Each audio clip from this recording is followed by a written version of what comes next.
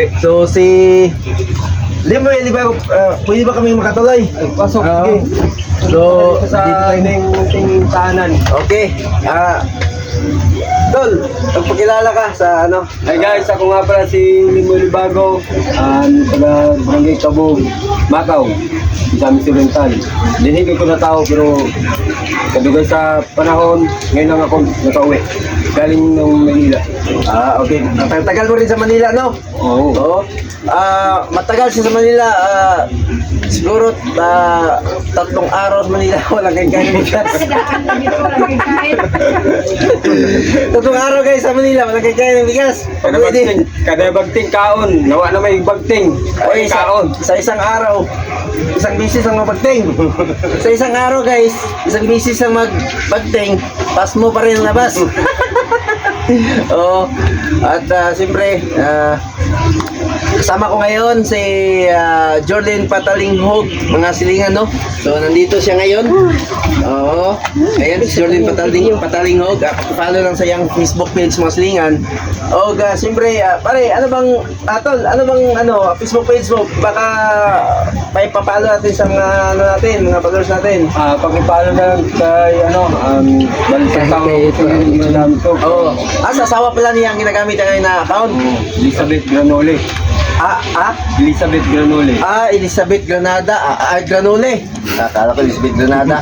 Elizabeth Granole, mga silingan, ang kanyang page, mga silingan, no? I-follow lang sa iyang Facebook page. Dahil sa ngayon, mga silingan, di pa siya nakakapaggawa ng sarili niyang page, pero sabi niya, gagawa din daw siya ng page.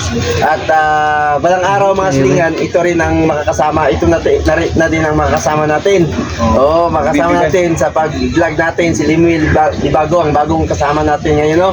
So, Bibigay ng panibagong panlasa sa masa. Oo, bagong panglasa ng masa. Oo, pwede ba bagong panglasa ng ng mga mahihirap. Bagong panlasa ng mahihirap. Magandang araw mga silingan, no? Andito pala tayo sa bahay ng pinakamatalik kong kaibigan noon hanggang ngayon ay wala pa rin nagbabago sa amin. So nandito pala tayo ngayon dito sa bahay nila, si Limuel Libago, mga silingan. So magandang umaga pala sa inyo dyan. So binibisita namin itong dating matalik kong kaibigan, si Limuel Libago, mga silingan, no? Dito sa sariling bahay talaga nila. Pinuntahan namin dahil matagal na kaming hindi na nakita, no? So ito yung kabuhang bahay talaga nila. Tapos may ano pa, wow, pero to? Mahigit 20 taon na hindi kami nagkikita nito. Ang dati kong matalik na kaibigan na si Limuel Libago. Alam mo mga silingan, talagang pag buhay mahirap pa talaga, masaya, di ba? Masaya ang buhay mahirap.